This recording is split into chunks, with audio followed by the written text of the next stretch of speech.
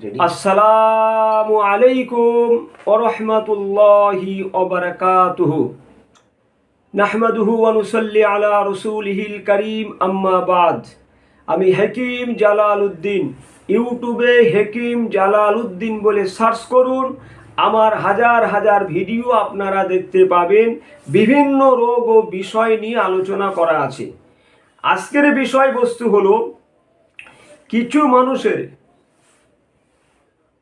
শারীরিক দুর্বল অক্ষম, যেমন কারো লিঙ্গ একেবারেই ছোট।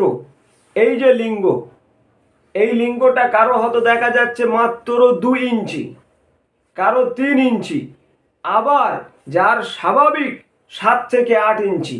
এখন কথা হচ্ছে যার 2 ইঞ্চি 3 ইঞ্চি এমন মানুষ হাজারো আছে। বা লিঙ্গের শিথিলতা, এরা নিজের স্ত্রীকে সময় মতো ঠিক মতো সুখ দিতে পারে না।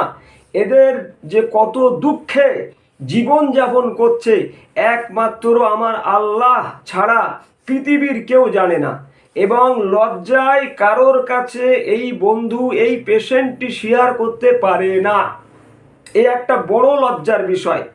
এই রকম যাদের লিঙ্গ ছোট এবং বাঁকা বা লিঙ্গ ওঠেই না, দাঁড়াই না, তাদের ক্ষেত্রে একটি বার্তা আমি দিচ্ছি। এটা হলো একটি তেল আছে, আমার 10 রকম তেল বানানো আছে এই বিষয়ে। একটি তেলের নাম হলো জয়তুনে খাবাব। এই জয়তুনে খাবাব তেলটা যদি আপনি লিঙ্গে মালিশ করেন, সেই সঙ্গে শিলাজিৎ অয়েল বলে আর একটি অয়েলও আছে, দুটো মিক্সড করে যদি আপনি মালিশ করতে পারেন, তাহলে আপনার লিঙ্গ বড় হবে, মোটা হবে, শক্তিশালী হবে।